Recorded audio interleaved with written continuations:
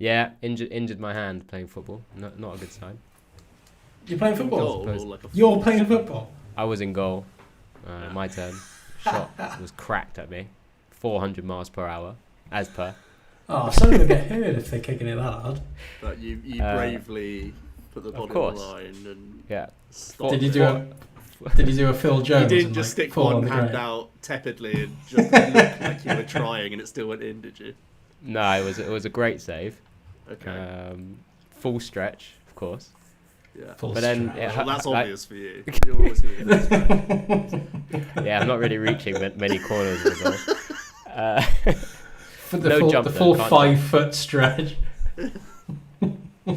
Then I thought it was just a wrist sprain, and then naturally as I go back and go every now and then as well, it's like instinct that the ball like comes out to your left hand side again. So I'm just making it worse every save I'm making with the left hand. Yeah.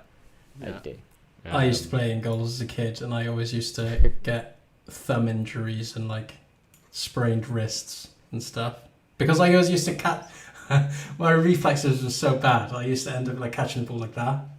That is so. It's so I'd like come back, and the next game my like 3 fingers would be taped together. I look like a lobster because like the two fingers would be like that. For anyone who's not watching on YouTube, the way Rab catches a ball is with his fingers all pointed out. Point straight to it. Fingers straight to the ball. All fingers. And then you're more likely to I really hope you've never played cricket because you I played cricket. I was good at cricket. My local team Usk, they're really, really good. I swear you've played for all of your local teams. There a few times. What's that? So you've played for all your local teams in every sport. You played. It was one of those towns. 11 aside. It was one of those towns where you tried every sport like once. No internet yet, so they just had to play sports. I did have dial-up. Couldn't take up any 14. Of them, could you? What's that? Couldn't take up any of them. Tried every single one. No. Stuck. I mean, it was always football. It'd always go back to football. But I was alright at cricket. Bit of sticky wicket. bit of a right ball spin. I could never bowl it fast. You're a spinner. You're a spin bowler. Only because I could never bowl it fast. I always wanted to bowl fast, but it would go like everywhere. Speaking of football, you've been watching the women's Euros? I was watching. No, I might watch this weekend though. Yeah, I was watching the semi-final. On Sunday? Yeah, I think so. Semi-final was really good. I saw the highlights of the shootout. I was going to say, back to the glory watching again. You know, Joe's only watching the Club World Cup final when he's only watching I didn't watch other games. I just didn't enjoy watching the other games. How many? Did you watch really all of the Chelsea games? No. I think like over half of the ones I did watch there. Yeah, fair. I watched, the game against Italy was brilliant because I think all the England games thus far have been they've had a bit of drama in them. Which this makes was the 96-minute equaliser. Yeah, into the pen. And then because there's a bit of a running joke with that England team, it's like Sabrina just kind of looking at the bench and looking at Chloe Kelly, just going, "It's time, Yeah. I need the team to play start her. Yeah. But won't actually start her despite her being very good. She's the Cole Palmer of the run that we had. Southgate looking over to Palmer to save the day. Yeah, I need someone with legs. No, it's good. It's good to watch. Just as a quick update for those interested in Love Island, I've finished season 1 now. Finished season 1. Yeah. You saw your boy Chris get eliminated. 30-something episodes. Yeah, Chris did nothing. Real shame. The show went downhill after that. But the worst thing was, so there was this couple that with a couple the whole time. And then after they got second, and there was like a surprise that they didn't win. But then in the interview on the sofas this is after we followed them the entire time, the host is just like, so you did actually know each other before you went in? And they were like, yeah. Sorry, what? You didn't think to tell us that the whole show for 6 weeks? They did that with they did that with another reality shows because me and Harriet sometimes watch Married at First Sight, which you'd also love. I think you would genuinely. I think you'd enjoy that show more than Love Island. Probably would, to be honest. But yeah, so that really felt like a hollow thing because essentially of the 4 people in the final of season 1 of Love Island was a couple where they both like bunged each other off for other people, then the other people got kicked out, so they got back together. I didn't know what bunged means, but I was winning. I mean, they were pied off for other people. This couple that were like shown up as this brand new budding love, and like the guy ended up like proposing to her at the end of the 6-week show or whatever. But then that was hollow. That was a lie because they already knew each other. Oh. They specifically brought in an ex for one of the people, and they just became a couple the whole show. So brilliant. And the other two were just mates. So all they've shown is that it doesn't work. The whole concept. It gets better. Basically, no one fancied each other the whole time. It does they get had to better. just bring in people who knew everyone. There's a few kind of seasons feel of like- Island which are brilliant. Yeah, I feel like that was still very early. I mean, the very Yeah. first season, I think we said it was like some celebrity Love Island, and then it became this first season. Yeah.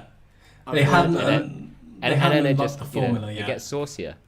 So Yeah. I think is it Casa Amor or something? Oh, Oh, yeah. Casa Amor. Is that not? Oh, Is that yeah. not in season 1? No, it's not. No. What's it called? The boys go on one night out to Magaluf with Callum Best.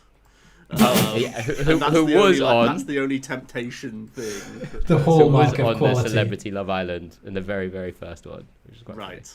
I didn't know Casa. I thought Casa Amor was always. Apparently Always, season isn't it? That three. was a new- So I yeah, might be that was a new skipping thing. season 2 and going straight to season 3 next. No. Well, I'm now googling who was in season 2. It's too. It's If way it's a too long to banging me. series, let me know. But we're taking But- a break anyway from Love Island. I feel like You've we had watched enough, a have lot. you? Like we watched more than one episode, So- like for a long series of nights. So You need to watch feel a couple of we've gotta things. have a break So- from it.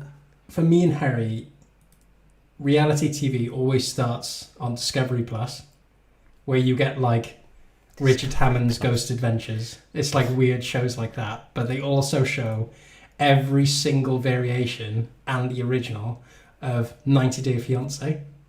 And that, you've got to watch. That is tippy top reality show. The premise is wild. It's like an American meets somebody from abroad and they get a 90-day visa to come over and they've got to get married within those 90 days. Sounds familiar. But they've got but they've like never met and they've got to make it work, and it's just Yeah. it's brilliant. It's such drama. Is it like relationship guru type? They've done personality tests for people. No. Like, These are people who have met like online. oh, so they do actually. Yeah. They are They're an like item, but they real haven't met a person yet. They're real people. Yeah, they're not like looking for I fame. understand that it's real. No, I understand that. Yeah. I just wanted to see if it was like a matchmaking type thing, or No, if they not at all. Not at all. Organically liked each other Yeah. and then had to do the fiance thing. Okay. Yeah, fine. organic. Yeah. It is brilliant. It's great drama. Interesting. Wow.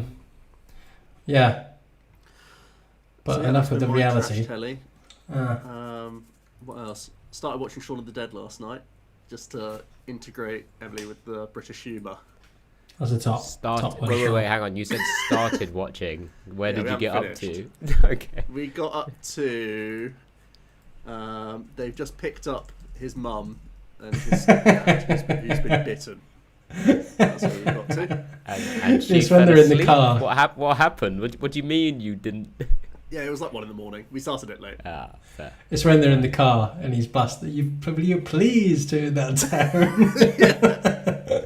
It's a great film. Hot Fuzz as well. You got to move on to. Hot Fuzz. I should have started with that, to be honest, but I was just scrolling yeah, through. assuming it was on the list. Yeah. But all right, shall we crack on, boys? Mhm. It's been I a guess couple so. of weeks. So, welcome back, everyone, to the SpilltheTeaCG podcast. I myself, Alex Dow, once again joined by and with Joe Bernard and Benjamin Yard, despite us calling the Rab all the time. But yeah, it's been a couple of weeks, boys. You know, we've obviously mentioned in the last pod that we were going to some tournaments. We were going to be trying to gather some more championship points, you know, considering the season has already started. I actually can't remember how it went for both of you, to be honest. I didn't really hear too much. You heard about mine, which I obviously will repeat shortly. But the Yard, the Rab, you want to go first? Let's hear about how I played your the League Cup on... Was it? Yeah. What's that? No, I played the League Cup on Sunday. I was originally going to take Ironthorn's Cressel, but then a few of my friends, Elliot and Benji, had said, "Oh, Cressel just won the last league challenge in South Wales, like the Cardiff Challenge." So I was like, okay, I'll go off Cressel and Thorns. Got to the event on the Sunday. This Sunday just gone. Realised that they were joking. It wasn't Thorns Cressel that won. It was something else. And I brought Marley's Grimstyle, which I've been really enjoying anyway. Watched a lot of Yoshiyuki content, who's been played it at NISE as well. So I feel like that was a good amount of content to watch, a good little mentor to watch play through many different matchups. Unfortunately, the guidance didn't come to anything. I got absolutely smashed by a Goldengo and a Iron Hands Miraidon. I absolutely despise playing against Joltik Box. I really do. Every time I play against it, they just have everything. But the deck, the deck just does this. You know, it's definitely one of those sorts of moments. So can't blame your opponent for that. And it's a very fragile deck. I think one of the games I started going second, but I had 2 Morgum in hand with an Arven, so I couldn't evolutions. So it just kind of steamrolls from then on. It's very fragile, but I really did enjoy the deck a lot more than I thought I would, because I asked Joe the night before. I said, "Is this a thinking man's deck? Is this a deck that is hard to play?" And it was, but it's more of like a thinking in the sequence in turns. So how are you approaching the board state in turn 2, going forward or whatever? It's not many actions, but it's figuring out board state, which is kind of a fun puzzle. It's thinking about where you want to be in future turns, which I enjoyed. But I came away from the tournament just thinking, I'm just going to go full dad mode this season. I came home. That was the text I got for. I messaged Joe and I said, I'm giving up. I'm just gonna go. I'm gonna go full dad mode this season. One challenge into the season. I'm gonna have fun. I'm gonna have fun this season. So I sleeved up an Altaria and a Matang deck, and I'm just gonna let it rip this season. Because last season those cards. I thought do not read those at all. I thought last season was going to be my fun season, because I've always wanted to commit to a fun season where I just go a bit chill and just take, wild decks. But I think this is the season. I think this is my time. This is the time. But yeah, overall, I came against Yam Mega the last round as well and just got absolutely demolished. I misplayed the one game, but we were playing. It was against Mike, and I downloaded a chess clock on my phone, and we were just doing chess clock. So we were not playing seriously at all. So how did that go? Was it close? It was actually really good. It was actually really, really good. So it was the chess clock was 10 minutes each, and we finished one game. There were no bricks, so we finished through 3 games, and I think there was about 15 minutes to spare. It was actually really good. It was really good. Wow, interesting. Yeah. And you both individually never got to 0? No. Interesting. We'll try it this weekend. We'll try it this weekend. It was really good.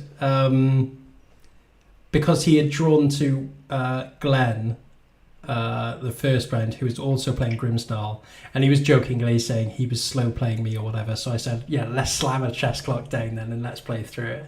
Nice. But it was actually really good, really, really effective That's an interesting tool, I think. Yeah, why not? And then I've got a few more. I mean, we'll go into it later on, but I've got a few more cups and challenges scheduled in the next couple of weeks. South Wales has just all of a sudden, the past couple of years, just exploded in local leagues, which is really good to see. I think we've got about 6 cups now in the local area within about an hour drive. From Pontypool to, well, it's more than an hour, but from Pontypool to Bridgend, or Nethley, I think is the furthest. We've got 6 or 7 cups, so it's like, so many challenges a year as well, times 3, times 4. So yeah, overall pretty good. Optimistic about the season with my Matang deck, and we move forward. That's very different from 20 seconds before, but yeah, great job. You have a load of cups to play. That's it's pretty fun to actually have. Go on, Joe. Tell me how yours went. Just very, very brief. On last Sunday, me and Emily drove all the way up to Sheffield.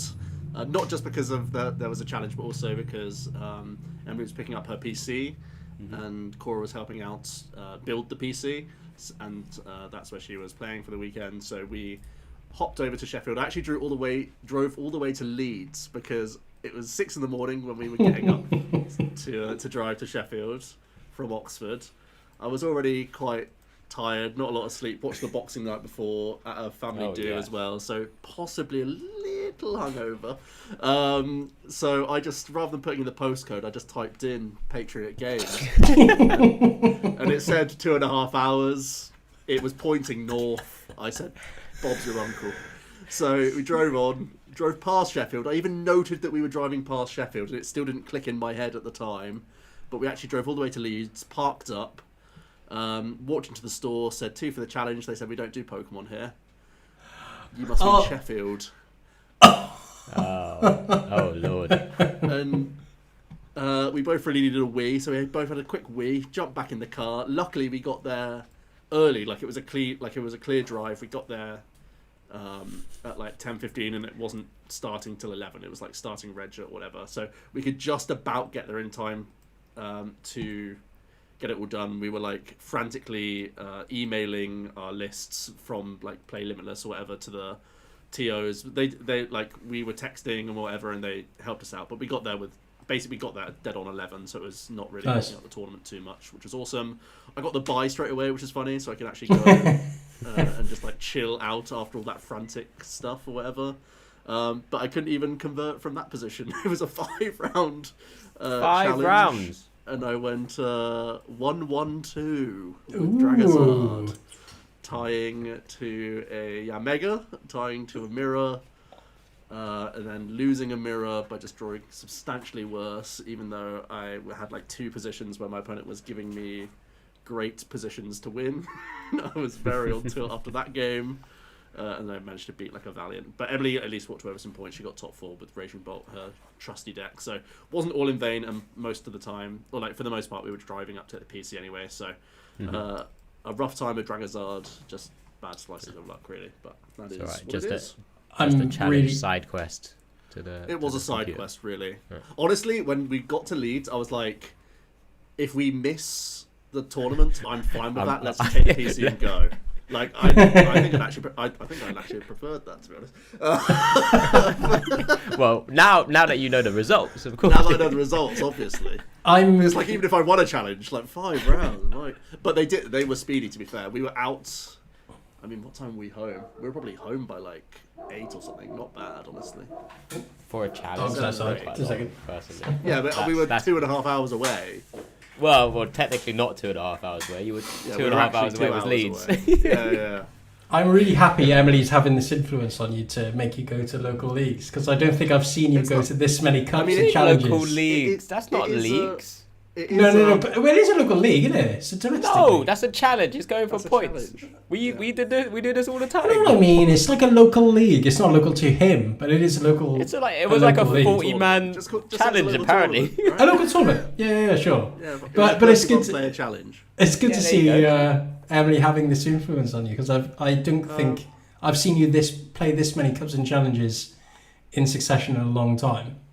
What? Are you okay? I don't think that's definitely not true. But I think it's true. Years, I think it's true. Our last couple of years have been filled with big events that we've had to work. Rab, if you can't. Yeah, but no. But like it is very much cups and challenges. I'm talking to cups and challenges specifically. Yeah. Cups. It's also because I want to. Yeah. I'll play a decent amount of cups. It's challenges. Yeah. Like last season, I think I played 1 challenge, and the season before I played no challenges. So Rab's right in that regard. But it's because don't blow up his ego. He ain't got I want to. I want to make Worlds 26 because San Fran was my first Worlds, right? And because I'm, as we know, casting this year, I don't expect I'll be casting 26. So got to get an invite the hard way. So I'm giving it my all for locals this time around, as well as going to try hard some majors. Yeah, I'm going to give it my all as well. I didn't. After you've already, Doing my all with Altaria. you are a big yo-yo, Mr. Rab. Me and Altaria. Honestly, I can't believe how text, much. I thought it was Christmas morning. It was like, he's already given up. He messaged me. Tournament. He messaged me saying this is a great present. Gift. But when you said you lost a Omega, there were 3 Omega in my cup. I tied it actually. Oh, sorry. When you tied it, there were 3 in my cup. So out of the 5 of us that had travelled there, 5 or 6 of us that had travelled there, 3 of us came away with a lost Omega at one point. Genius. And one of them made top 8 and beat Elliot. There you go. So yeah, I don't know what it is. I don't know why people are playing it, but they are in their droves apparently. Well, that's probably tumbling far down. I'll give a quick rundown because mine was an awful experience. I like I said, I brought along Oliver Fenley to this cup because he really wanted to play some Pokemon. He played Joltik Miraidon. I played the NAIC winning list, the Gardevoir with the 4 monkeys and the Turbo Energize. And I've never felt like so underpowered with a deck in my life. Something was felt missing in this deck, right? Gust, probably. Yeah, well, 4 Gust. Everything. Honestly, it just felt like I was missing something. But I think I ended up I went 1-1-2 and then was like, I'm dropping. I'm gonna go play the challenge. I started off 1-0 and then I faced up against a Charizard, which I felt like I played out my skin for.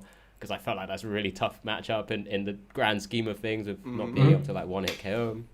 And I think he ripped his 1 fire to retreat his trapped Pheasantipity in game 2. And I was just like, 25 card deck. And I was like, yeah, whatever. That just does that though. And then ended up pairing into, I think so that was a tie. I think I tied again against something random. I can't remember. Oh, it was a Raging Bolt somehow. I think I just drew a bit badly in the first game, and then I lost to Crossel, and I was just like, how do I take out a Crossel with 250 HP, 3 Monkey Dories on their board? I'm just there going, you're firing back more damage counters than I can send across. I've got 1 attacker, maybe 2 if I use Curly, and they go down in 1 hit. It's just pathetic. That's one of Gardevoir's best matchups, Alex, on paper. I'll have you know. If I had a I think the max and cape, a bravery charm. I think the max cape Monkey Dory and Shaman builds much better into Cardi, surely. Done ya. There's I mean, I was just trying to work out every little bit of math to try and like actually KO these things. I could probably take out 1, and then by then I'm having to give up about 4 prizes. But yeah, you didn't play Drifloon this weekend. No, because it was the NAIC list, right? Man, you could attack with Mew and then monkey the damage back to them as well.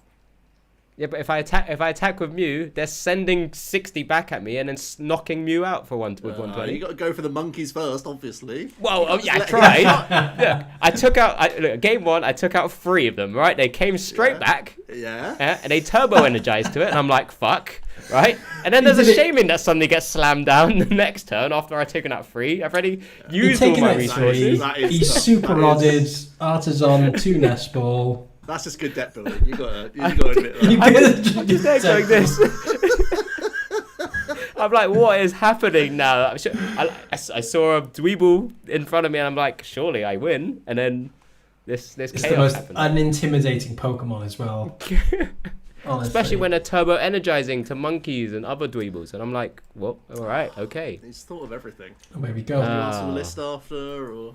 I mean, I was livid. I dropped immediately, didn't I? So immediately. It was quite funny to kind of just watch it all happen. But did you ask your opponent to drop you? Yeah, can you drop me, by the way? Cross my name off.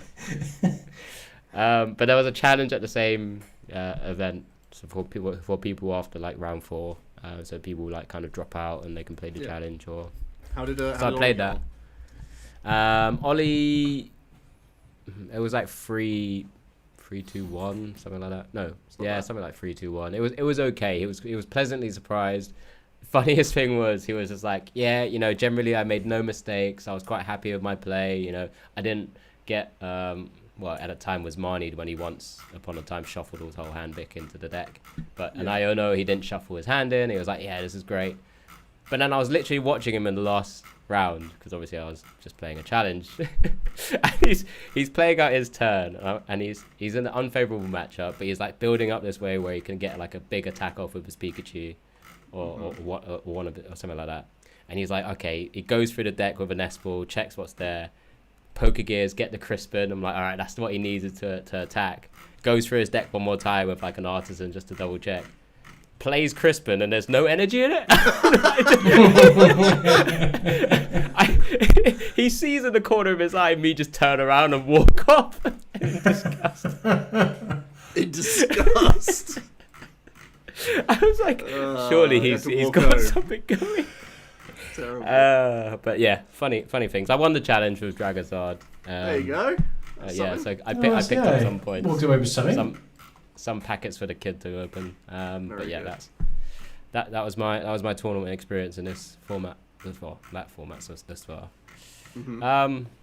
Let's move on then, because something that's been bubbling away for a while now, and actually will be part of our World Championship actual meta and format, is the fact that we have had the release of Black Bolt and White Flare.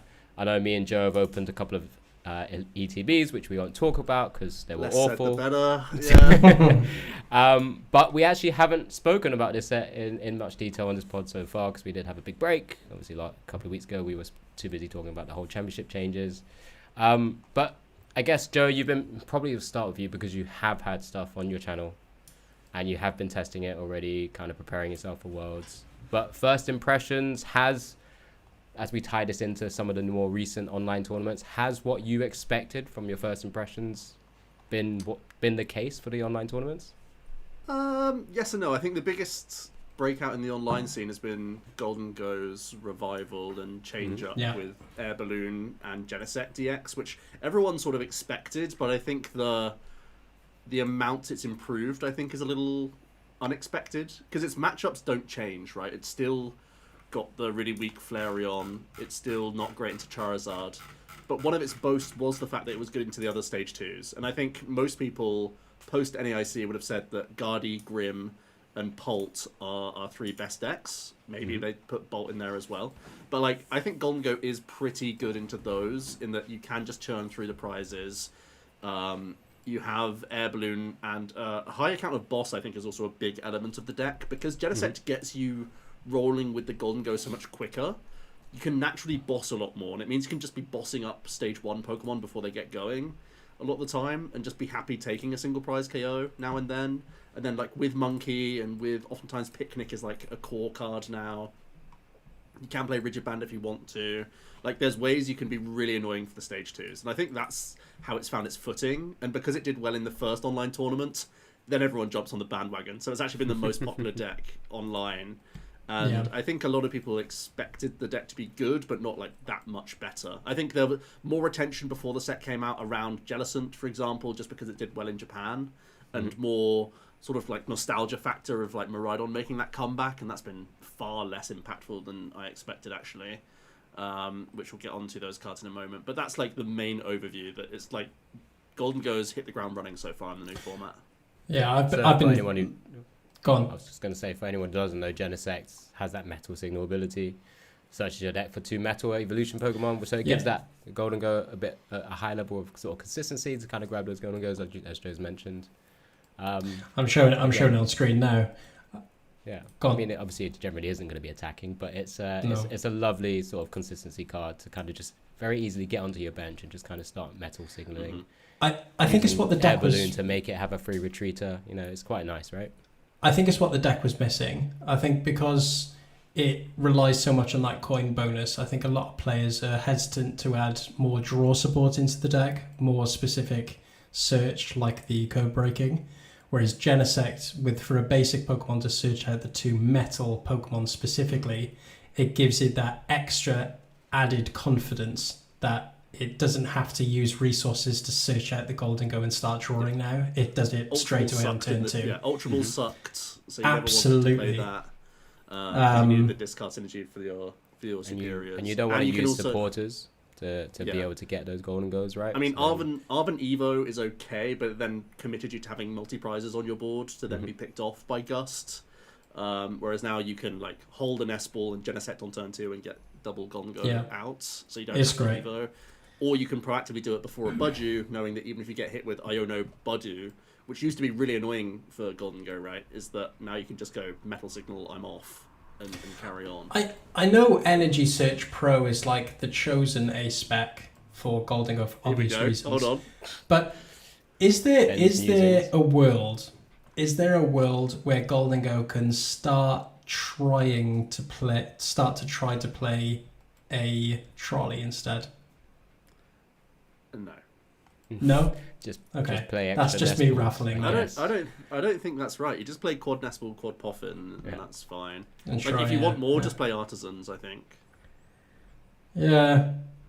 I You mean, don't really ever need the one Genesect. I'd try it. You don't want to I'd try commit it. that. ESP has to be better than... I feel like the only reason you would try a trolley build is if you want to have a 1/1/1 Dust Noir or something. Yeah, I think there's those builds which has like the Serial Edge and that kind of very combo checkmatey Golden Go. Right. Well, they start to play. Good fit.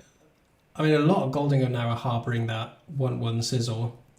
They are. So I don't mind the idea, but I know Energy Search Pro is the obvious best choice, but like I wouldn't mind at least trying to see how it would alter the deck. You know, Cypher's grabbed by Buddy, right? And again, 4 buddies, 4 Nestballs. Yeah, I suppose so. Yeah.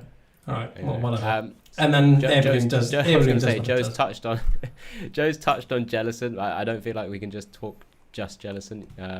His little basic is also an item locking Pokemon as well, so that's actually a pretty cool thing to actually include. And then obviously combining it with Technical Machine Evolution, I feel like Guardy it's kind of fallen off the limelight, quote unquote. I'm sure we'll look at some of the results of the bigger online tournaments in a moment as well.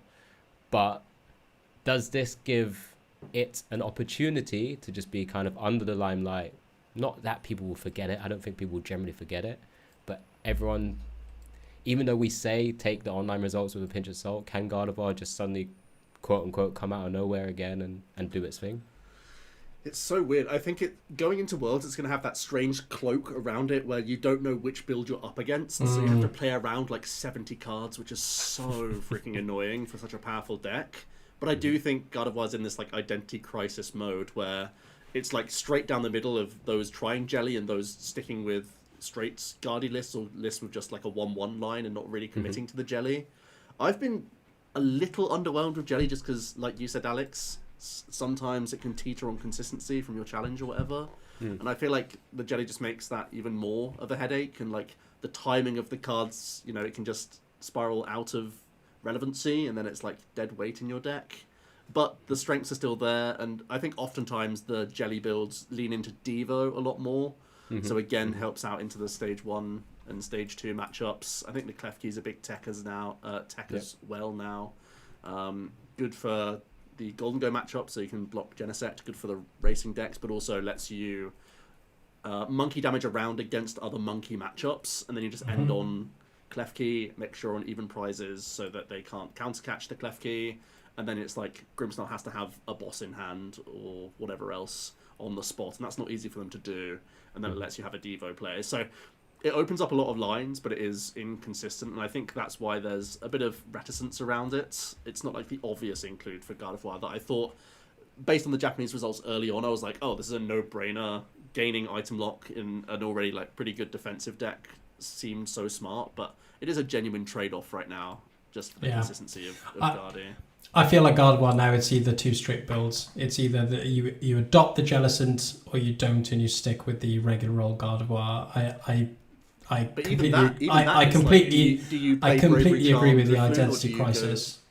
I completely heavy agree with monkey it. Devo. Like there's a lot of monkey Fluttermane Devo, almost like going to the initial NAIC when Monkey first came out, like those approaches.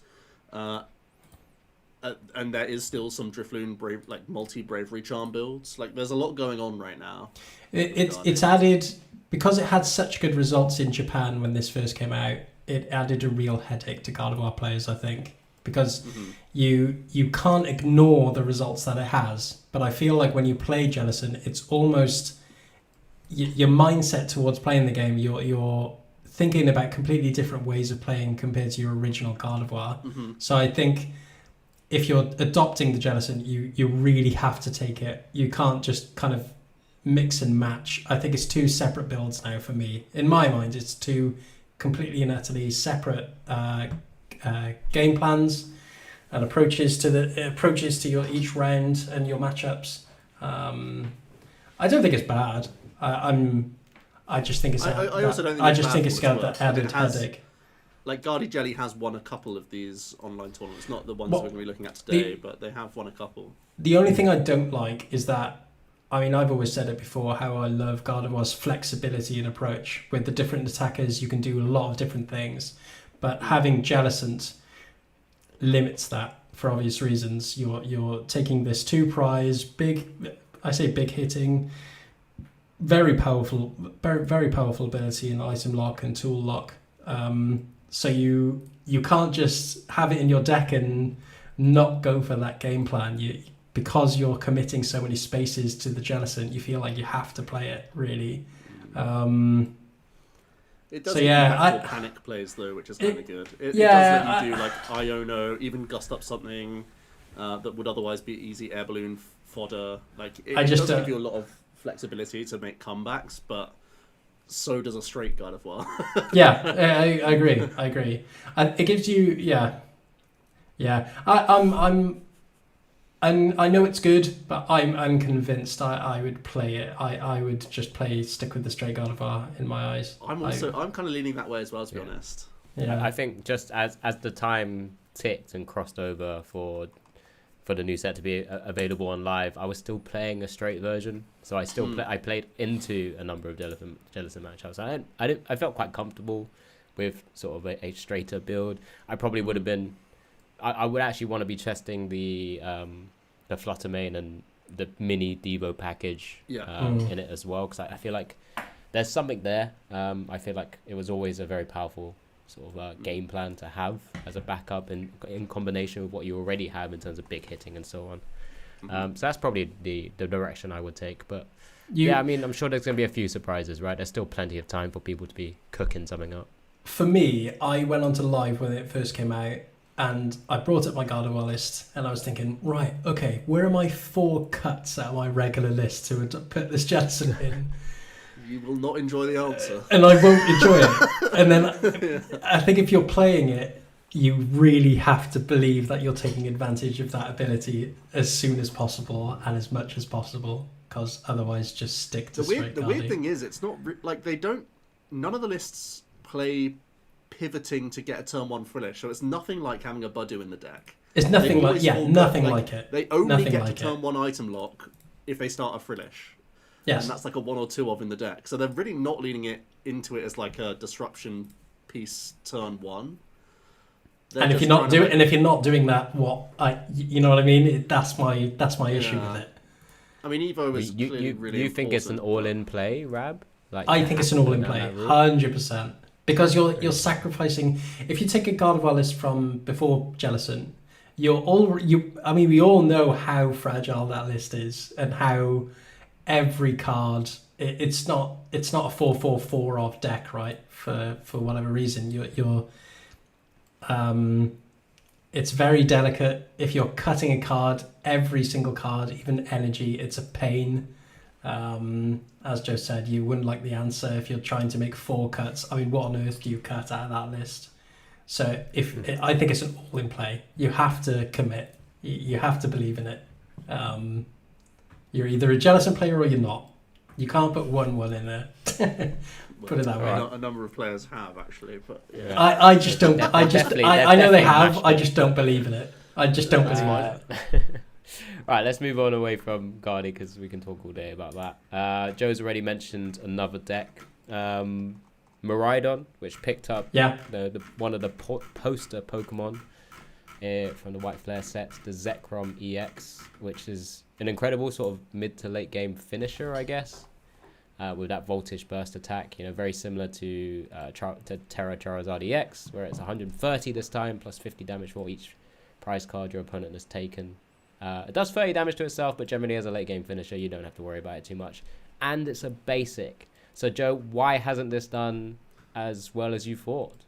Great question, to be honest. I mean, I knew after a bit of tabletop play that certainly the Guardians and the Pulse can play around this card anyway to make it unimpressive and finish the game on a 4-prize sweep, especially in a deck where like it's always going to be bench sitting small multi-prizes.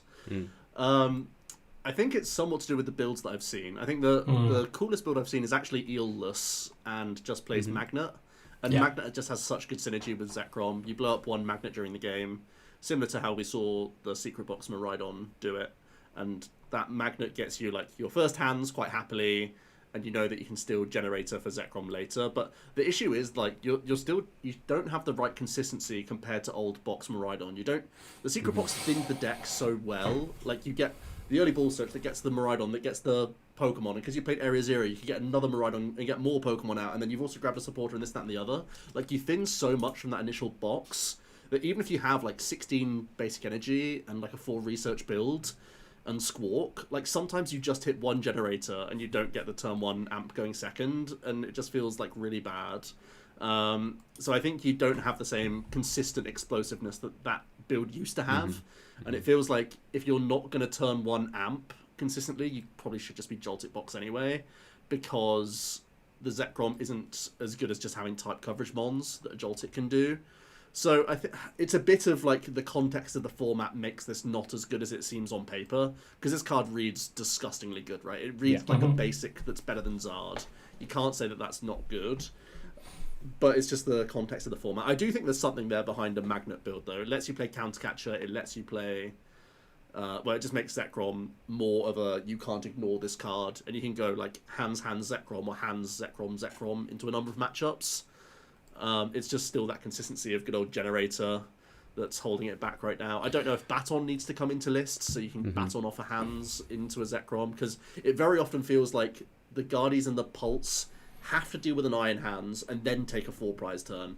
But if an Iron Hands is left, even if they're trying to like damage it and do this, that, and the other, and set it up for the initial 4 prizes, that really hurts them, because then a Zekrom comes in after 4 prizes, right? So they can't do that way round. They have to take 2, then take 4. So a Baton could be annoying for that, just to keep that steady flow of attachments. Or even EXP shares, maybe. I mean, a couple of things just on that. First point, is a Magnet Zekrom type Miraidon list or deck, is it as powerful as what we've seen with Charizard Dusknoir? You know, because they both kind of knock themselves out. They both ramp up damage. One obviously accelerates in one particular way, one accelerates in another, but both increasing this damage output. Does it have the same capabilities to do what Charizard has done in previous formats? I think it's a little different in that hands lets you race differently to Charizard, I suppose. I still feel like Charizard Dusknoir really has to rely on Charizard's bulk to take a 4-prize swing on its own a lot of the time. Yeah, fair. Unless they're blowing up 3 ghosts and they're playing there's been some trolley builds of Charizard Dusknoir actually that have won a couple of events, which is really cool, where it's like a 4-3-2 line of Dusknoir plus Night Stretches. So there's that approach, whereas this one isn't really trying to do that. It's like, I'm just trying to kick off with hands, and then like my threat density makes people take prizes, and that just naturally makes Zekrom be the last 2 or 4. I guess it's kind of that point where like you've mentioned about how a deck like Gardevoir can generally kind of manipulate the board, right? If it's an Iron Hands in front of you and you see a Magnemite, you just need to figure out that turn where you can kind of inhibit the Magneton popping off at the same time as knocking out this Iron Hands, the threat that's currently on the board, right? It feels like it's still kind of manageable against something like that deck, whereas with something like multiple Dusknoirs or Dusclopses or Duskulls, as it were, and then the Charizards, it feels like it's a little bit different, but kind of interesting. Yeah. I mean, Ben, are you as sad about Electric not being as good as we would no, like it to be? I didn't think it was going to impress me, just because I thought Electric already had so much better acceleration than Electric at the moment. Zekrom, just like Genesect and Gardevoir, is another headache for lists. There are still it's players causing more chaos than it should be. I don't, because this is more definitive. I think in order to play Zekrom, you need to play Generator You need to play it in that list rather than putting it in Joltik box. This doesn't match into Joltik box, but it does into the generator. So it's just a straight one or the other, in my eyes anyway. But It's always a straight one. I would agree that in a heavy two prize deck, this fits very well with Magneton. I don't think you need electric, generator, and Magneton all in the same deck. The thing that is interesting is so right. We've had the blueprints previously of a successful Miraidon that did play the 2/2 Flaffy, right? That's why one would assume that it could be replicated, but it's actually the other moving pieces of the deck. It's not like the ability is obviously clearly the same, but and actually an upgrade, right? Because Dynamo has free retreat, so there's actually even benefits towards this compared to Flaffy.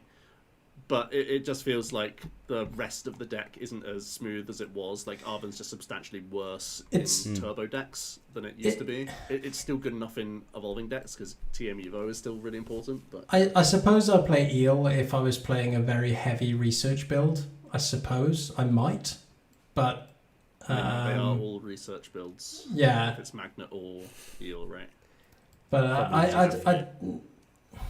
maybe I haven't thought about it as much. But I've thought about it enough to where I've thought about it enough that where I wouldn't play Eel.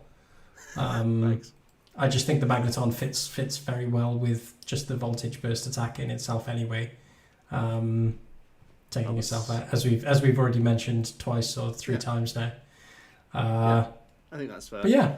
But I also think it's fair, Alex, you saying that possibly just a Zard Dusk is better. It's slightly comparable. Yeah, there's similarities, right? In terms but I've played Generator once and I never played again. So well, I mean, when Joe was going on about how you get your one gen and miss any electric. I mean, I was watching Jack Old or Ben's alter ego, I should say, try and play this deck a few games, and it was just tragic. Honestly, every time he played electric generator, it felt like he hit one at best. I saw him hit two. I played Generator for one League Cup I think it was 2 seasons ago. I came second and knew that this was the last time I played Generator, first and last, just because it's just I'm just not that type of player. Well, Joe got his first ever day 2 with that, so. My other point I was gonna make, just as you actually. Well, before you were going to say the actual tool card, the heavy baton.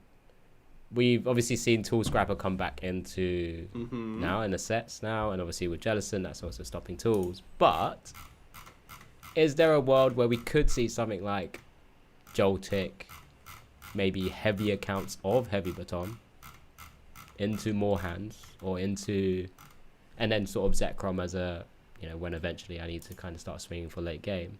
A boxless Joltik box where it's just Lightning Man. Yeah. Potentially. I think bravery. Right. Hang on. Wait. Alex, I've tried it. It's awful. Surely bravery charm's more important. Surely.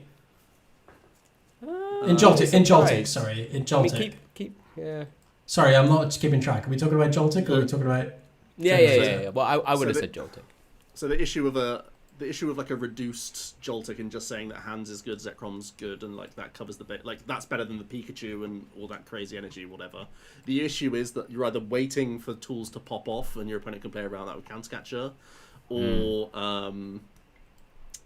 they can just set up damage across the board much more easily. I think. I guess I'm kind of thinking because you can't just, like, maybe if you played E-Switch in the deck as well, but you can't just Crispin burst a guy out. So you are like quite reliant on those tools to actually work, and that's relying on your opponent to hit where you want them to hit. That was the big problem. I guess where I was thinking was because I've seen, and then when I was speaking to Ollie about it, I do actually like E-Switch in. E-Switch is really good in Joltik. And I was just like, how we've spoken about Joltik, where we've naturally seen players just do one Joltik and then they start swinging away, and we're like, sometimes that's probably not the right game plan, but if you get 2 Joltiks off, and then you just have 2 hands raring to go, and then all of a sudden you have heavy batons on both, you're slamming away, and then you've got a Zekrom down as well, and you're just slowly kind of building that in the background. You know, Yeah. it Clearly yeah, that's I'm thinking great, but yeah. it's too greenfield, obviously, but yeah, it was just They were random both music. games. We did have the same idea though, Alex. I tried it and was shockingly unimpressed. The both games I played against Jaltic this weekend, they were in the both games. He said after each of them, if you knocked out that Iron Hands that turn, I would have just lost because I would have had nothing left on board. Luckily, you're playing Grimsnarl, so you had no way of doing it. No, luckily I needed 5 turns to set up. If you played Max Belt in your Grimsnarl, I would have lost. Okay. If any of you max belt that Morgrim, I would have really lost. Brilliant. Okay, so let's have a little look at some of these other last cards. I mean, I don't know how many more of these cards are super I don't know if you impactful, wanted to just talk about Hilda or Bangle. Air balloon, Well, yeah, massive. well, basically is where we're getting to. You know, these other sorry, fringe, go on. quote-unquote cards that we want to see, you know, in other Fringe? decks. Hilda. I was going to say fringe because I don't know if for personally, and we're going to talk about this, I don't know if Hilda's that important into something like Dragon Ball. It's obviously nice. It's a good one-off, right? Well, So I'll yeah, tell you, Alex Dow, it's in all the successful lists. yeah. I mean, yeah, but I mean, like, it's how It's as a important is 2-off. it? It's like filling the Jacques spot. It's an upgrade Yeah. to Jacques, is basically Yeah. how I see it. It's a Like, good. yeah. Have you seen this in Wug Trio? You play 4 of them in Wug. Certainly as a 4-of in Wug Trio with the ignition energy. In Yeah, thanks Wuggy. for that, Rab. So my first week of online in the black and white format was me trying to take the Tord shell from NAIC of Straight Pult and take out Research and Brock and go Arven Hilda as like 4/4. That's clearly not good. Like, trust me, Yeah, I really tried that a lot. And then I started like nuancing the Tinkering. counts around a little bit. And I've basically come to the conclusion that like 1 or 2 Hilda is the sweet spot. So right, I mean, that's what I mean. That's why I kind of always felt like, I mean, reading the card, it's obviously nice to grab your evolution Pokemon, grab your Dracloaks, grab your Dragapult and the energy, because you know you need, one of the important things we say about Dragapult, it needs energy every single turn, and it's obviously a very nice to have in a supporter to do so, but it just doesn't. It's kind of a bit underwhelming at the same time. It's the classic. It's the classic. If you have the 1 Neo Upper as your A spec, and then having 2 Yeah. Hilda gives you a bit more reliability of having the guarantee of it. But then also, just by having 2 in the deck, generally means that like as you're reconning on a turn when it's needed, you can see it a And non-zero pitch it amount to the of bottom. times. Yeah, I guess. But then also it's only 2, right? So you're not just like dead card, dead card, dead card. So I think like there's enough turns of Pult where it has to be bossing or it has to be Ionoing that you only weave it in every now and then. But I think it's felt very good when I've played it. Just you can't lean into it as fully as I wanted to initially. Like I thought that Arven Hilda, just like Arven Evo and Hilda the rest of the game away, sounded really good in my head. But it just wasn't as good as like, oh, I'm just going to research here, or like I'm just going to keep Ionoing and whatnot. I think it's an obvious consideration for anything that plays special energy.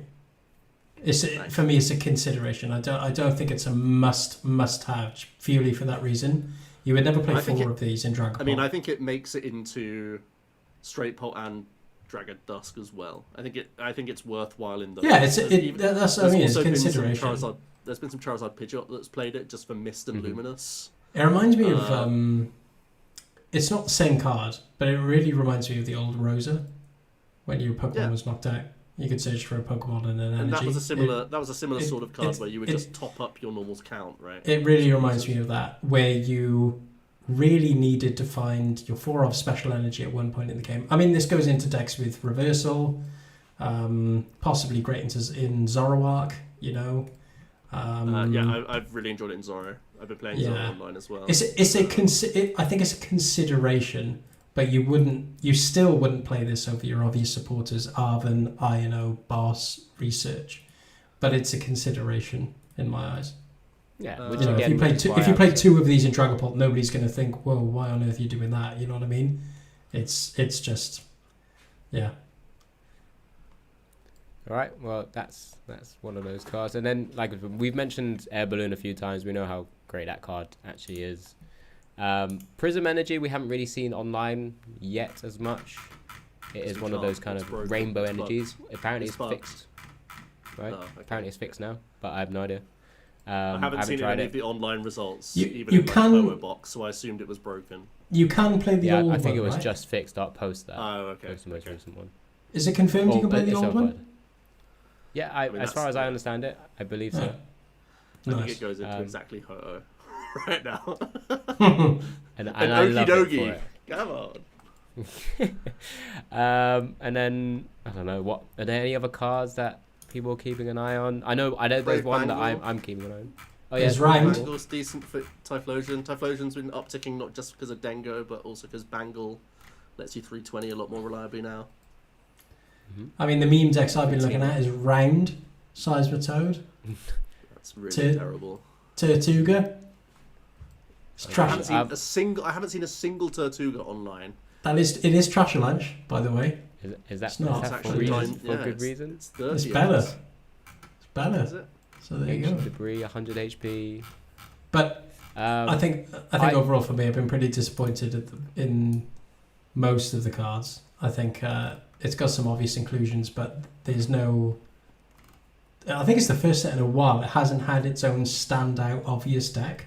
That's I think we've had a few sets What like do that you mean? back to back. How dare you forget about? I don't know. I can't remember that. Yeah. Journey Together was Um, exactly a Clefairy, and then Zoro was like a tier 2. No, we had Zoroark. Yeah, and it was a tier 2 That when was, Journey I mean, Together it first was a came big out. N on the front of the box. If you don't, We had Zoroark. Then we had Marnie's Grimsoul in the next one. I'm not having this. I disagree. But I didn't say Destined Rivals. I said Journey Together. No. I'm doing them since before in the last Oh. one. The only other card I quite like, and I have seen it played in a couple of against other people randomly, is the Little Green Man, There's many. LGM. With its really unique attack, Slight Shift, moving energy from attached to one of your opponent's Pokemon to another one of their Pokemon, which I think is really funny, just because it's quite devastating into a couple of different decks, I think. Yeah, we haven't had an attack text like this that doesn't only interact with the active for a while. Right? Most of the time we get these effects and it only interacts with the active. So now if you're in lock, you can just really make your opponents pull their hair out. It just gets it escalates so quickly if you buy a free turn. Right? Thanks to this guy. Just a little green man doing its thing. But again, I don't know where and what. Could it be like a random inclusion in some stuff just to have There's been a weird very tech out? cool Alamomola 70 hit points and less box. Alamomola is another new card from the set where it can recover 70 hit point or less basics back to your bench. So you play like is it Cubchoo? What's the baby? Yeah, Cubchoo. Cubchoo. It plays Elgium. It plays Knackle. It plays Mimikyu. Those sorts of mons, and you just recycle those guys. I didn't realise they were all I titchy noted and that in the tiny. set review, by the way.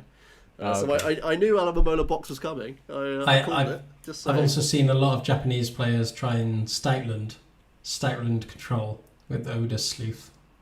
I'm just but- so- Yeah. We'll see. Okay. We'll see. I how feel- that I goes. feels like Divide I'll a let you know. lot, 'cause I'll I let you think know. you're- I'll let you know think next you're week. lying. No, I've seen it on YouTube. I haven't seen it in tournaments, but yeah, I'll try that this week. I'll let you know how it goes.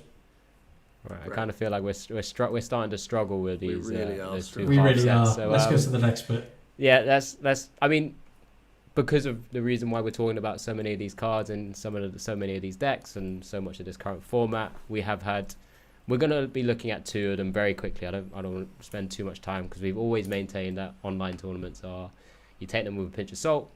Not everyone's using them as their testing grounds to the World Championships or the next event, but they are a small indication which we can take into sort of things going forward and gives people a bit more bright ideas. But we've had two events that were sort of over 400 people. Most recently was the late night, and maybe a few days ago now was the Smart Series. Smart Is that what it's Series, called? yeah. which had an incredible 1,500 players, right? I guess it's buffered up because it has a pretty good prize pool. It's a great new sort of series that Game Smart's actually kind of been championing and bringing forward, which is quite nice.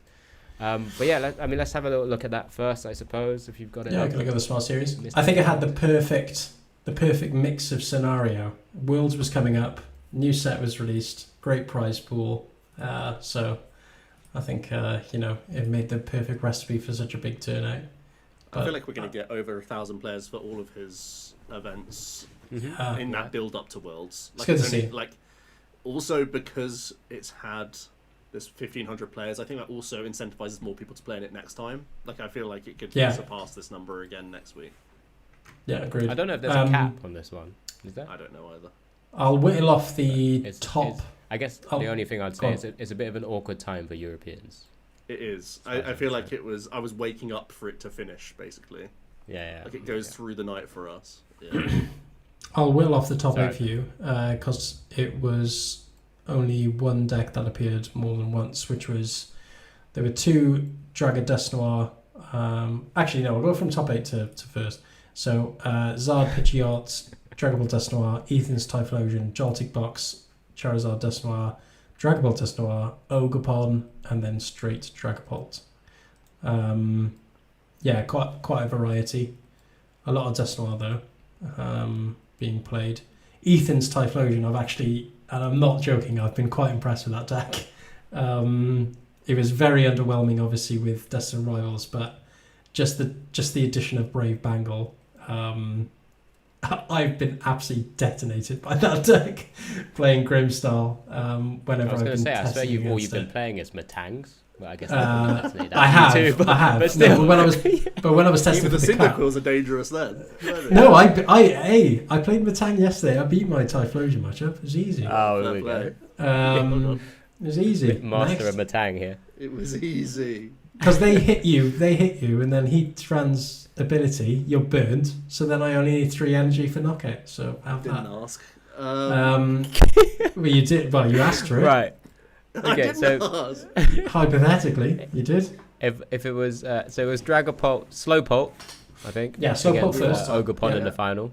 I mean Dragapult just showcasing exactly that it's a powerhouse in itself. I don't think it was many changes, right? So No, a lot of some very, of this has the very, 2 very hills. minimum. Yeah. I'll go through the top placing deck now, but they were very, I don't want very. to hear 60 cards whittled No. for you, Ben. It's the Torch Shell. Sorry. I'll present it. There were 2 Hilda, and that is The it. Torch Shell, Those near are upper the energy. differences. Is he frozen? Really. Was I frozen? I think we're good now. I think you were. No, okay, no, but you're fine. Sad. Yeah. Okay. And then, but I guess the Ogerpon's always actually quite an interesting deck, right? Because we don't get a chance to talk about it too much. It's very similar to the top 64 at NAIC list. Correct. Plays the Luminous Energy, which obviously would love to play Prism in this new format or meta, as it were, because it has access to that instead. Yeah. But yeah, again, it's just one of those which, I mean, I don't know if you've even done a video on Ogre's Mask, Joe. I Maybe like very early on, seeing- I'm pretty sure you Not did. yet. Not I like yet. seeing how these lists change because it's playing the Legacy Energy now. I mean, it's been playing it for a long time, but I'm talking about since it was first built by Tord all those months ago. And Terra Orb Mask. Yeah, what's that? This isn't Terror Box. It's a different deck.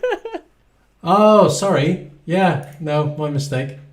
I've been an idiot. Torch. Carry on. You've done it Carry again. on. every deck's a Tord deck. Carry I can't on. believe Tord built this. That's Carry insight on. you don't get anywhere else. Carry on. Is that in? Are you in Tord's kitchen, Ram? Are you getting some insight? I that me swear and I Joe saw don't? Noctiles on you. No. No. That's part of the reason why this is so interesting, actually. I'd say. Oh, Also- God. also why I mentioned hang on, my Ogre's glasses. Mask, My yeah. glasses are on. That's the problem. Hang on. I don't want people to think that I just wing it all the time. Well, what would give him that idea? Maybe we'll keep you on hosting duties. Maybe you don't have to think about this too hard next time. You joke. Oh well, I wouldn't say that. Talking's not my strong point, Alright, apparently. yeah, I'm joking. But a pretty cool, fun deck. I actually, it probably still struggles into like God of War, right? I'm pretty sure. I don't know. That's where you don't have know to be what it highly lost to. rolling your Wellspring, right? That's a matchup Yeah. where you got to be. If people are starting to take out their shamans, for example. This tournament must have taken ages. This Yeah, 15 and 2 seven, is the record. 17 rounds. Didn't play against one. Oh no, played one Gardevoir in those Yeah. 17 rounds had lost. It's one of its few losses. Yeah. So yeah, pretty interesting. The other decks, I mean, The Joe's already mentioned. the Dragadusk is really interesting. Sorry, the Charizard. Yeah, Dusk. Zardusk. Yeah. 2 Tatsugiri. Like that. Yeah. Trolley Zard. Trolley. Favorite yes. A-spec, Rab. I know. Oh, you've got to play Trolley. You haven't played an A-spec unless you haven't played Trolley. It's brilliant. Yeah, Yeah, I like heavy the heavy things like Dusclops. Heavy Dusclops 4, right? With the jet energies to double Tatsu, which is great. Yeah, I like it. I think that's pretty cool. Yeah, I really like it. I've only just started to play this, and I think it's very, very cool. It's like can't the believe it's- Joe's playing Charizard. It's a... No, I mean, it's not really like playing Charizard. Plus, I've played Dragozard. I've played Charizard for a few majors. I played Lost Zone Zard, don't forget. Yeah, but you've hated it for about 6 months. No, I hate Zard. For good reason. I For hate good reason, I'll give you Zard that. Pidgeot for so long. Alright. You just hated Zard. That's... No. Charizard's a beast. He's one of the most broken cards. Did you want to go through? Are you confusing me with Ross Gilbert, who put it below Patrol Cap in his set review? Just Look, don't throw because- shade on Ross Gilbert, I alright? think I will actually, because that needs to be stated out loud sometimes. Patrol Cap, everyone, better than Charizard in some people's eyes. Do we want to go through Typhlosion?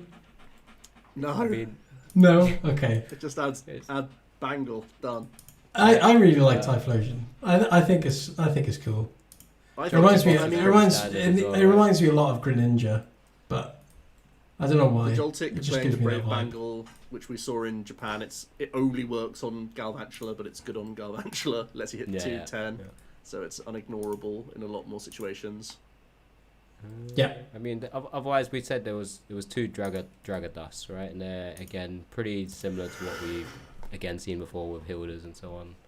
Yeah. I don't think there's anything crazy in those. And then I've- Joe's favorite deck of Charizard Pidgeot just carrying up the rear. I'm just. So yeah, it Go looks on. like most people are taking the NAIC winning list from Fernandez. Fernandez list, yeah.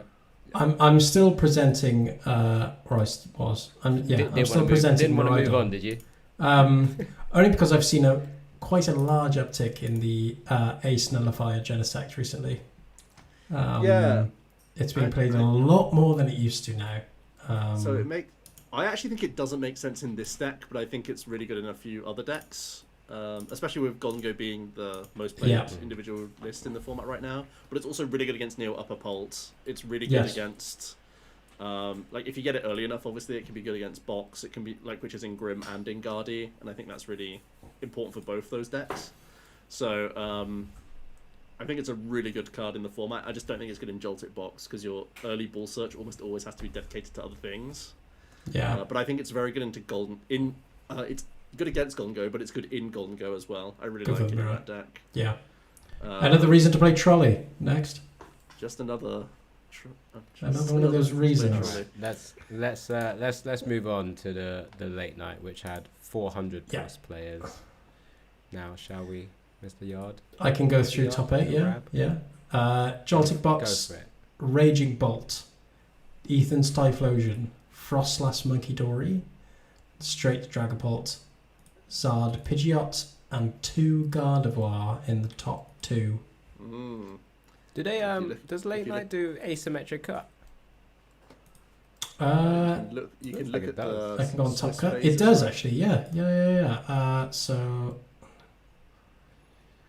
There's 11 people it isn't start. showing the list, the deck. Hang on. Oh no, it is. Marnie's 11 Grimmsnarl, Hydreigon, and Dragapult. But Interesting. just like Rab said, the winning Gardevoir has to pick a lane. Oh wait, it's playing everything. That's weird. 1-1 Jellison. I mean, I don't believe in it. I'm not a fan. I'm not a fan. There's no technical machine devolution. That's true. It's just it's personal choice. It's personal choice. I just don't like it. Choice, everyone. So just... I don't like it. I don't It's personal like it. choice. I mean, you can play it if you want to, but my mind would be too perplexed. What? Too many ideas. Having more options. Too many ideas Yeah. going through my mind. my mind. Being able to Still in frillish. It's playing Drifloon, Screamtail, Jellicent. It's playing everything. It is. Which I don't mind, but it's just too much of an admin headache for me. Quite a second cool list thing is to see. Straight. Okay. I was going to say, quite a cool thing to see is actually there's a few names which I kind of recognise. Obviously, there's Pedro, who's playing Slowpoke. Yeah. I think he said he missed his reg for his first round as well. Yeah, he did tweet and say he forgot to submit a deck list for round 1, so it started. Yeah, he's got missed round on his first game. I'm pretty sure the Japanese player who came third was a guy who was like winning late nights back to back with Lost Box with the Radiant Charizards for a while in that format. So it's kind of cool to see that consistency as well. Sorry, I just love some of the names on this online tournament. Pedro's round 3 was against Chippy Chips. That's my FPL name actually. Chippy Chips. For any of you that don't know, that's a Cold Palmer meme. That's it's very high culture. Definitely look into it. Frostlost Monkey Dory, Joe. There's a Ting Lu in there. Sure does. Good old Ting Lu. Good old Ting Lu. They can't monkey Dory. Finally, a use of my 4 Ting Lu that I bought. No, you just need a 1. Just need a 1. It's fine. I can build 4 of these now. Brilliant. You also have Uxie to just put 2 damage counters on all of your opponent's Pokemon as well, which is kind of cute. Does that have legs? Does something like this have legs where it's like kind of the Badoo, like a lock attacker in the active spot and Frostlass Monkey Dory shenanigans in the background rather than the whole package of Grimmsnarl? I did play this in an online tournament, but it was more heavy Badoo. I played 4 Badoo, 2 Maractus, and just the Frostlass and Monkey Dory. Yeah, because I want to start at every game. That's why. What? But okay. I played that build and it felt good. I shouldn't laugh. I played 4 fan Rotoms in the deck. So I think my issue was no onboard consistency. So by the late game, I was just begging for a supporter to come into my hand. Because if your opponent does find a way to take a lock on it, say like, I don't know, 1 picnic basket, for example, which I'm not bitter about at all, in the last ASR Cristiano, you lose the game. You are. Yeah, you know who you are. Nice little Chippy Chips, I'm looking at you. Chippy Chip. I mean, I think this list has spread itself too thin, but I think I agree. Clearly, Frostlass Monkey is good, and I think Badoo, Maractus, and Blood Moon, especially with Air Balloon in the deck now. Like, if you just play 2 Air Balloon, you can make Maractus and Blood Moon be far less awkward than they were previously. So I do think this has got a bit of a buff. I don't think it needs to be trolley based like this one. I don't think it needs quite as many wonky cards. It doesn't need to be. It doesn't need to do everything. You know what I mean? It can just be as simple as just stick to Badoo and Maractus and just stick to it and have just one Blood Moon in there. I agree. But again, like, I don't know why you would want Cleffa. You know what I mean? I think every single attack you literally just complained about having to wait for supporters every time. How about just draw some cards? But I want to be either item blocking or cornering every single turn. Otherwise, why am I playing it? That's my point. So you can draw some cards. But then I've lost the game because then my opponent can do stuff. Then my opponent can then retreat. Nothing else mattered from that point. And then I'm playing another 30 HP Mon. Nah, pointless. Sick of it. 4 Badoo. Take out this stuff and then put 4 Badoo seems a bit. Yeah, I mean we've seen a lot of 2 ones. Trust is me. there anything else special with it? I mean, Raging Bolt Oberbon is still there and thereabouts. Nothing really changes, right? Hydreigon, is that a thing? Hydreigon, Pidgeot, the I don't know. Dunsparce. Joe's the best person to ask. Joe's the best person to ask. What an engine! I'm gonna say no. It's Weird. No Why? Cards, so Didn't need them. Didn't need never him, needed them anyway. Didn't need him. So. Next. Didn't need them. Why is this all not right. playing Hilda, actually? Hang on. Yeah, it plays the new upper. Yeah. Joe, I did say it was a consideration. I didn't It's say it true. was a must. All right. But if you're playing new upper, you that- should be playing it.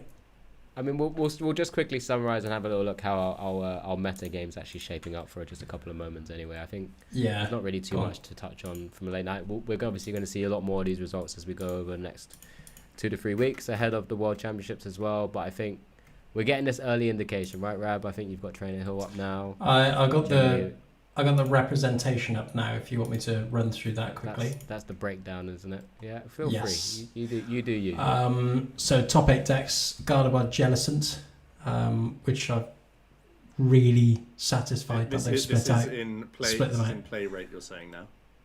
Also, sorry. You're saying in play rates? Correct. Yeah. Gardevoir, Jellicent, Charizard, Pidgeot, Gardevoir, straight Dragapult, Charizard, Raging Bolt, Grimmsnarl, Frostlass second place, and Goldengo number 1 played. The only deck above 12.2% 10% overall. right Yeah. Yeah, Correct. The only Yeah. individual deck. I think if you combine the Dragapults and if you combine the, actually not even if you combine the Guardians, still below 10%. But Mhm. I think if you combine all the Pults, it's Yeah, I mean, the most popular. combining the- but Yeah, if you combine all the pot, with because Dust as well, there would be you do. Pults underneath this as well. Like they'd be like Yeah, Pult the Dengo Dust Noir or build is Pult also- Dust Noir. Yeah. Yeah, I think Pult would be top, but it would be. not on individual build. Golden Go. I think there's the only pinch of salt I would say for Golden Go is that I'd say it's the deck that's had the most new inclusions from the new set.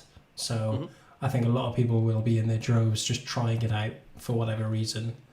I think that's, again, because we're talking about online tournaments and results as well, there's been a lot of hype from people creating content around it as well.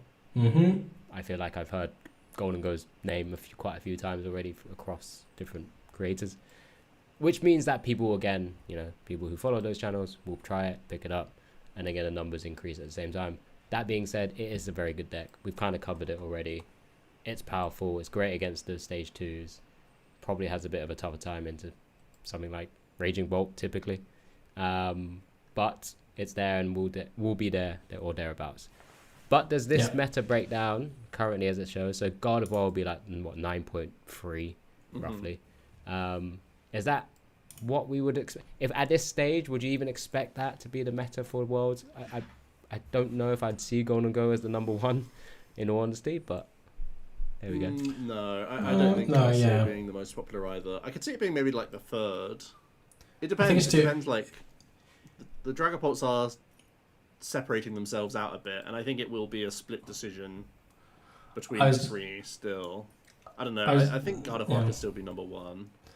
I was about to say Dengo's too inflexible to take to a tournament like Worlds, but then Iron Thorns is the last winner of Worlds, so it goes against my better judgment. But Iron Thorns into Dengo. Let's go. I don't think Dengo will be on the top 3. Is Iron Thorns going to come back? I think Dengo could be top 3. Do you think so? Yeah, I see the logic behind the deck.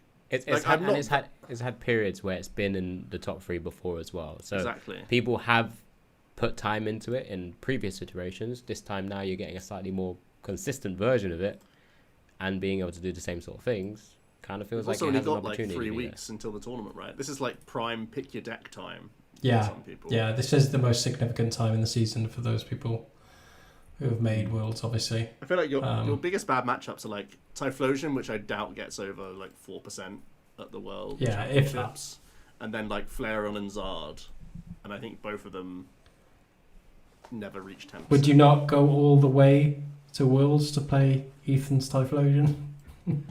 You've got some serious plums if you do. Never say big, never, big, right? It's one of big, those. big plums. I feel like Draga Typhlosion is pretty okay actually. Dracloak, do you mean, or Dragapult? With Pult as well. Oh, really? At the moment, we're just seeing it with Dracloak as an engine, but right. Or Dunsparce, yeah. Having the option of a Pult attack does seem. I've seen it with Pidgeot as well. Pidgeot People are Just trying to Typhlosion play you're with. saying now. Yeah. Yeah, Typhlosion, yeah. I can go through top eight rate, I suppose, as well. 8th place is Joltik Box, then Dragon Ball Dust Noir, Charizard Pidgeot, Ethan's Typhlosion, Grimmsnarl Frostlass, Dragapult, straight Dragapult that is, Raging Bolt Ogerpon, and then Goldengo. But I would say for Goldengo, 20% top 8, which is extremely, extremely high. But again, I mean, you can see might only be because of how much representation it's getting. But you can see, they include the high representation. You can see what's kind of dropped off as well, where it's like Gardevoir's tanked, theoretically. And, you know, the Golden Goes could be the reasons for that. So, hey-ho. That, I mean, it's very, again, take these results with a pinch of salt. Gives a little bit of an indication. What could be more important, I think, is sometimes the matchup data. And I don't want to dwell on this too much. And maybe we could, over the next couple of weeks or a few weeks before Worlds, we'll probably like have a little mini watch and see how this kind of changes. I think that'll be quite an interesting little segment for us, because if you go to the matchups now, Rab, I mean, I think, Joe, if you want to just pull out the good spreads, a couple of the good spreads, and point out a couple of the bad spreads, or Rab, since you have it, you probably can pull it out yourself. What are you talking about? Straight up auto losses, or just what do you see from the actual grid itself? What's looking good from the data of the first week? Exactly. Like, what has more blue than red right now? Well, what has more blue? I would say straight Dragapult has the most. I really hope you're not colorblind. Straight Dragapult has the most fair matchups. I think it's hovering around every matchup is hovering around that 50% mark. Which is actually a good sign for players, I think. Not having straight up auto losses, but then again having to deal with not having an auto win, I would say, is a fair trade-off. But the most polarizing deck is going to be Crustle, for obvious reasons. Having Safeguard, it has quite possibly the lowest win rate I think I've ever seen in a deck at this point. When a new set's come out. At 2.4, that is 2.4% win rate against Ethan's Typhlosion. Yours might have updated. I don't know. But I think my eyes are drawing towards Gardevoir as well. I think Gardevoir's a little bit more polarizing than Dragapult in terms of having a higher win rate and a lower win rate against certain matchups, but it's still hovering around that 45% or 55%. Obviously having a very good matchup in Dragapult Dust Noir, but then again having quite a terrible matchup into Goldengo. So yeah, I mean we'll see it fleshed out over time. Obviously there's still a lot more tournaments to be had.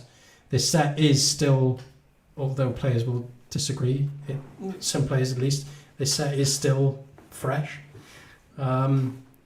Also, another deck that has some great matchup is Joltik Box, which I was going to say that actually. It always has had good matchups into evolving decks, but these win rates are really looking really good. You say that it's Joltik red into Typhlosion. Well, yeah, it's terrible. Worst matchups are Crustle and Typhlosion. Yeah. Right. Dragapult. And when those are your bad matchups and you're generally okay into a lot of other stuff, it's kind of good. It's still, I think like the data looks like it's okay into Bolt, but I feel like in practice that's not true at a high level. I don't like it. I don't like it at all. The only thing about Typhlosion is that it has very good matchups into these sloggers. And of course, I always think of sloggers as two prize hard-hitting matchups. So Goldengo, Joltik Box, Miraidon, Raging Bolt. But then again, even when I've said that Bangle and Gravity Mountain is now fantastic for the matchup, it still has atrocious rates into the stage 2s. 30.2% into Zard, 40 into Dragapult Zard, and then 27 into Marley's Grimmsnarl. Doesn't look great. But yeah, I would say if I'm looking at this data, there's only 3 decks that I'd be eyeing up right now, and that's unfortunately going back to like the previous. I don't even know, not Golden Go either. You're joking? It's got the most great. It's got the most 60s out of anything, right? High 50s. It does, but it's got 60s. 5. It's got 2 deep red. So it's got like 5, 6. Yeah, but what are those 50%. matchups? The matchups are Typhlosion and Crustle. Who cares? Yeah, that's kind of cool. You'd care if you go into a League Cup. Yeah. I mean, how do you? I I guess care the if question. you're going to Brab's League Cup, sure, but One of those things is like, yeah, maybe Golden Go, Gardevoir, Dragapult, Dusknoir all seem I to do be not. like. Gardevoir's data looks kind of gross. It's awful into Dengo, awful into Grim. I don't think it's that bad. I don't think it's bad into anything else, though, right? I think it's still fair into a lot of matchups. Dengo and Grim. It's just that straight Zard is also upticking, and like Zard Dusknoir. I feel like Zard Dusknoir is going to be more represented at Worlds than it is online right now. That's what I was just about to say. I think that's quite a fair matchup though. At the highest of levels. I mean, I mean, depends 40. what field of Guardian I we're mean, talking about at this 47% isn't particularly negative. I would say that's like point. 50. Right now. Into Zard. A Gardevoir into Zard, Zard Dusknoir, Dragapult. Sorry. Yeah, I'd say it's that's still. what I'm saying there's almost 50-50. more Zard Pidgeot, and I'm like Guardy Jelly is like 20% into Charizard Pidgeot, right? Oh, Like I'm kind of ignoring Guardy Jelly, by the way, just because You're just entirely ignoring Jellicent. Okay, fine. It doesn't have. well, Guardy I'm talking Jellicent about is just showing some atrocious rates right now. Yes, it is. Really, I feel like It's you a can't favourable lean too crush heavily tool. into it. So that's good. Brilliant. it's I gonna don't be think good. there's yeah. teething problems with that deck. Like I feel like it's not an intuitive deck to play. Even though I've already said I'm skeptical of it. Like we've all said we're skeptical of it, but I'm still saying like it's the inflexibility is showing here, right? inflexibility. Inflexibility, is that even a word? Yeah. I don't think it is.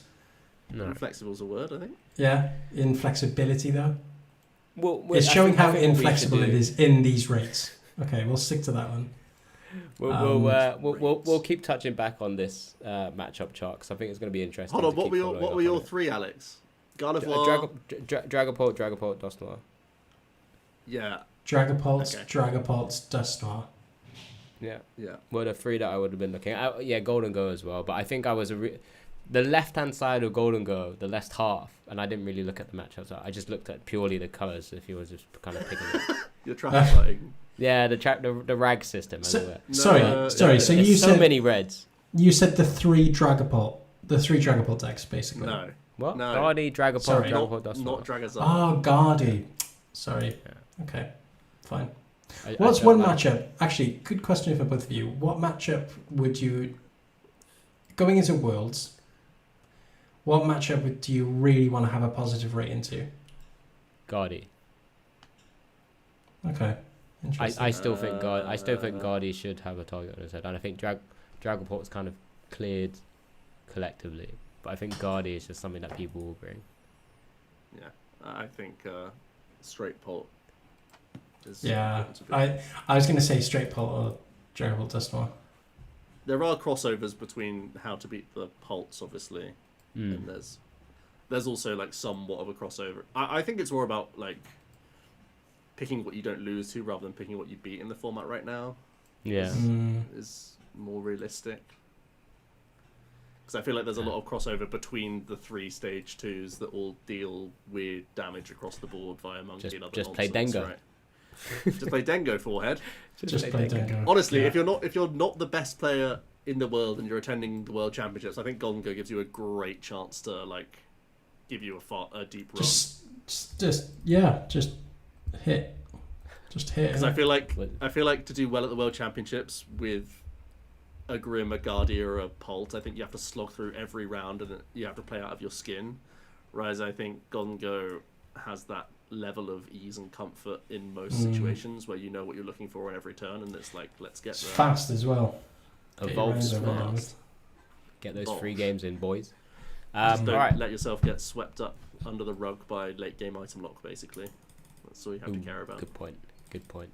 Ooh, Frillish coming in out of Levincia nowhere. is coming into a lot of lists again, as I predicted. Yeah, that's so- very true. I got super annoyed at Levincia's Levincia. I nearly won that matchup this weekend by he had early Energy Search Pro, got rid of a bunch of energy to knock out Grimmsnarl, and my only hope was to go for that game plan of just having the Grimmsnarl as bait and then just going with Badoo, but he played the Levincia.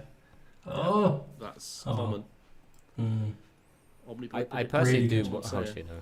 I was gonna say I want to put some time into Ho-Oh, but its data looks awful. Anyway, moving on. It's just inconsistent. It's Yeah, it inconsistent. just seems Yeah, so but fun though. Ho-Oh with the mad cargo, or that, like the rainbow Ho-Oh Rouge thing. box, I think he means. Yeah. Yeah, I okay, mean bot. fine. So I want to attack with Durant. But Mad Cargo Um, gains air balloon. It's a big upgrade for the deck. It is Come on. huge. Yeah, It's yeah, huge great. news. I'll drop Benji Hutchings a message after Please. how he does in ASL Cristiano. Shall I was playing Surfers in my last Mad Cargo build, so this is a huge upgrade. Jesus. Good news for mad cargo players. Their stocks are going up. All right, boys. It's getting late. We've Yes. spent a lot of time talking a lot of crap. Like I said, we'll come back to this over the next coming pods before Worlds, of course. Let's start rounding some things off, eh?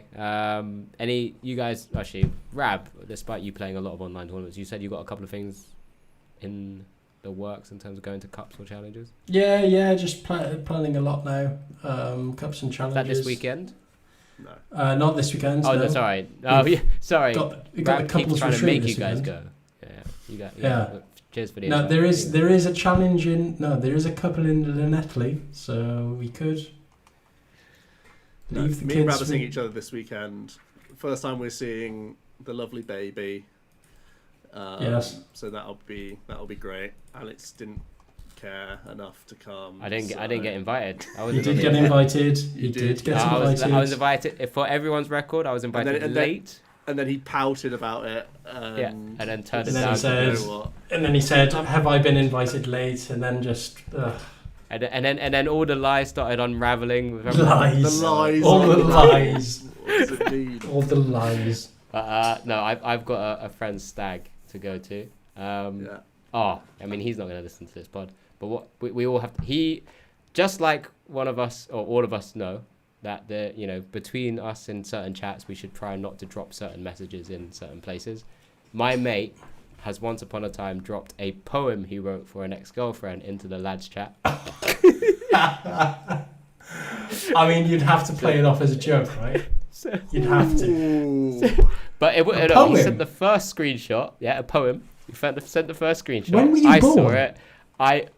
This was years ago. But he sent the first screenshot. I commented. Someone else commented. And then he sent the second screenshot. Maybe it just took a moment to load through. Yeah. Greatest thing we've ever had in our Oh lads my chat. God. We've now got to for this stag. We have to write our own poems That's brilliant. and, yeah, and it play makes this sense. back. And what I'm also gonna do is actually I'm gonna things like Cameo where you can get like a celebrity to like. I'm gonna get an obscure Arsenal football player to read my poems. Phenomenal. That is phenomenal. Yeah. So Obscure that'd be Arsenal quite fun. footballer. That's I think Thomas Partey is free if you want. he's not. He's well. Oh, I Not can't, free. He's free is can't- the last thing he is. can't believe you'd stoop that low. He'll be free again. I think I've nailed it down to Jermaine Pennant or Jeremy Aliadier. Jeremy Allian, yeah, that's brilliant. Oh my God. What's Nwakanu Kanu doing these days? I think he's out my price and budget. I'm I pretty bet you sure he. those two I are bet like- he charges hundreds. He does. I bet you. I think Jeremy and Jermaine were like 25 quid or something like that. Oh yeah. That's a That's, bargain. well, that's That's an like obvious nothing. one, isn't it? Yeah. That is a So yeah, bargain. that's my weekend. Playing football, drinking, and then Brilliant. going to. There's a lot of Kid good sport Story. on this week. Yeah. There's a lot of good sport. Yeah. We've got the Yes, women's indeed. football. We got Lions. We got F1. There's all sorts. Yeah. Just yeah. Pretty good. Yeah. Right. That's Well, it so for where me. are you two Just a going yeah. again? Rubbing it into my Cardiff. face one more time. We're Cardiff. going up his ends. So Going you're up going, my Cardiff. end. You're going into the Carry on a valleys, bit. or you? No, it's not the valleys. No, we're staying in somewhere in Cardiff, and then to the Saturday beach. we'll Yeah, what's Laura's what's the obsessed weather with the saying beach. this weekend? Everyone's dunno. obsessed with the beach. It's your You part. don't even know. You're going to the beach. No, I you didn't guys s- I don't said even check the Laura. weather. No, if it's raining, we'll probably go to like the castle or something. That should be cool. You're not going I to look the forward to it. Lego Stadium. Lego Stadium. I swear Where's it that? looks like a Lego. It looks like Lego, the Millennium Stadium. Oh, the Millennium Stadium. Yeah. Well, it's Principality now, isn't it? But yeah. Oh, sorry. We'll go walking I around. still call it Lego. We'll show Emily Um, the sights. Yeah. The sights of Cardiff. The only thing There I are care one or about two. showing Emily is Joe's ice cream. I think that's Joe's one of ice the best cream. things about Wales. We can go to we can go to Roath Park. I think we're planning to go to Roath tomorrow. Yeah, Joe's ice cream. Tomorrow. The Joe's ice cream. The Joe's ice cream, not me. There's Joe. good ice cream called Joe's ice cream. It is good. It is So bloody is good. that a Friday to Sunday thing? What's happening with you? Yeah, Yeah, Friday to Sunday, it is. Very good. in and out job. It'd be good though. Be fun. Board gaming. Yeah. Bring Super Club. Sorry, you I just got- laughed I got at my- me saying I in got and my out job. I got Super Club. How got old my- are you? Got my cube. It'd be good. In and out It'd be fun. job is a normal sentence. Right. I think I blame we'll Rad. leave it there. I think. Anyway. Rain and we're out. We'll Alright. leave it there. Joe, send us away. See you later. Bye. Sure. Bye. Oh. In and out job.